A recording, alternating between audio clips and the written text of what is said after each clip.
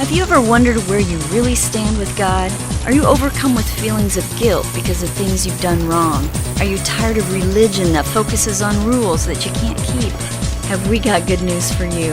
It's time to listen in on some casual conversation with Mike Kapler and Joel Brueseke and discover what true freedom is all about. This is Growing in Grace.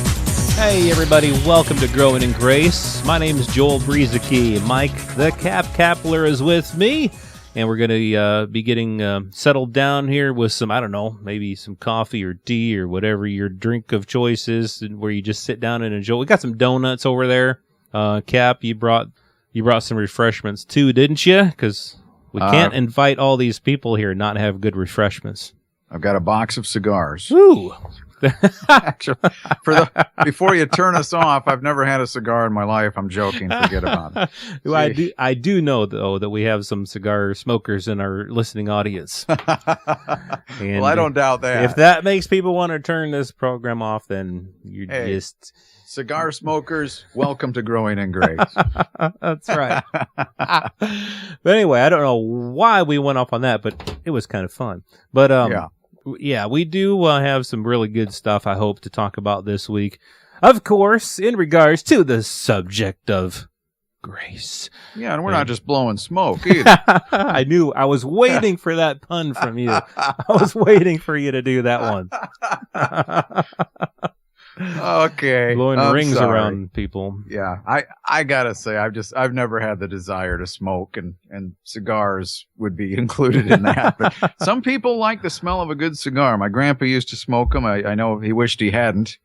He did end up with lung cancer, and I was there when he was dying, and he made his sister promise that she'd never smoke again, and she stuck to it. She was very addicted to the stuff. So yeah, I got a friend, my mom's friend, or my friend's mother is in the hospital right now as we speak, with some respiratory problems due to, in part, from smoking. So we joke around about this stuff, but of course we, don't take us too seriously on it. I mean, we like to have a little fun. It's all in good nature here, but one thing we are very excited about is the grace of God, and we like to keep our message here simple. If you've been listening to us for any length of time, if not, we've got a lot of podcasts for you to listen to at growingingrace.org. 400 plus podcasts over the last 8 years to listen to. The most recent ones are first. And so that when we get together like this, it's really, we call it casual conversation. It's quite informal and unrehearsed.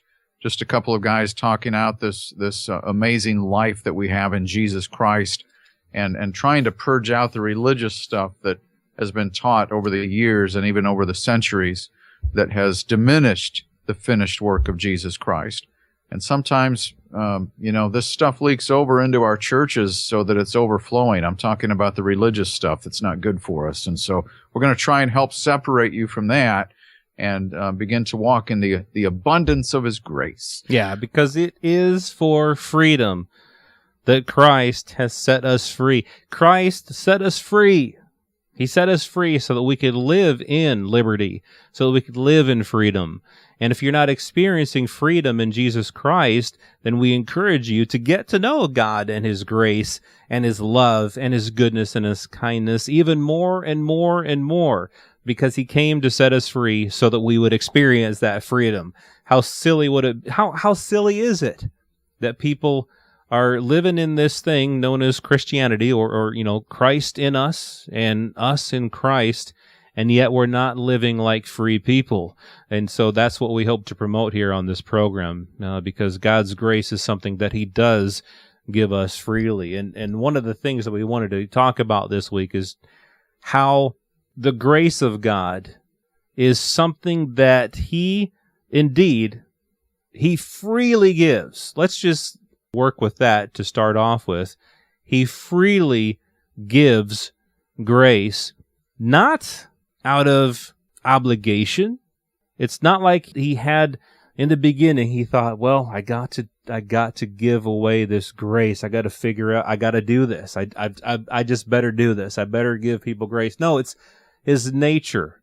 His nature. God is love, and out of that love, His grace flows. not out of him having some obligation to give us grace, but he acts through his own nature. So it's not like we can sit here and try to figure out ways to get God to give us grace, but he has given us grace because that's who he is in his nature. Well, you used the word free and some variation of the word quite a bit there. And it's a big thing because that grace and freedom, there's a tie-in here that I think most of us have missed. This thing called freedom is so important. Mm-hmm. And I'll just throw out an opinion here that I think it's even more important than peace, because I think freedom brings peace, not necessarily the other way around. A lot of people are trying to seek peace first, and freedom never really comes. Mm-hmm. But because we've been justified freely by his grace, we have peace with God. I'm looking in 1 Corinthians 2, a verse that I used to use quite a bit in my early days of walking in grace, Joel, because it fascinated me.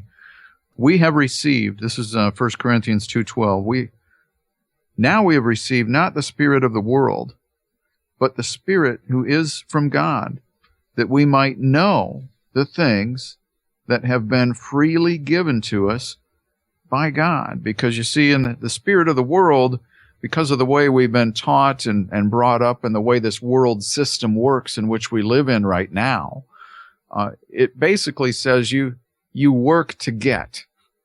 You know, you and I work jobs, Joel. We quit working those jobs, we're gonna be getting hungry pretty soon. And so we work to get. That's the spirit of the world. I heard one preacher say many years ago that money kind of makes this world go round. And to get that money, usually you work and then you receive it. We haven't been given that spirit. Mm-hmm. We've been given the spirit that is from God. And this goes against the mindset of so much of what we've been taught about life in this world. Because this spirit that we've been given, the Spirit of God, has been given so that we might know the things that have been, what? Freely given to us. It's the opposite of the spirit of the world that I was just referring to. Yes, it's so much, so opposite. There's such a contrast. There's such a huge difference between, the things that we think we have to work. We do have to work for things according to the spirit of the world. But when it comes to God's grace, it's freely given. There's absolutely nothing that we do to deserve it or to earn it or for him to give it to us. And grace, I think, is so much bigger than what we often make it out to be. I mean, we've done over 420 podcasts, and I imagine we haven't even, hit the tip of the iceberg, really, when it comes to explaining God's grace and how big it really is. I have a friend who just spent some time in Greece, and she was talking with some Greek people about the concept of the word that we know as grace, or charis in the Greek. That's how you say it in the Greek. And she was saying that here's their take on it, is that the word was not a word to be bandied about.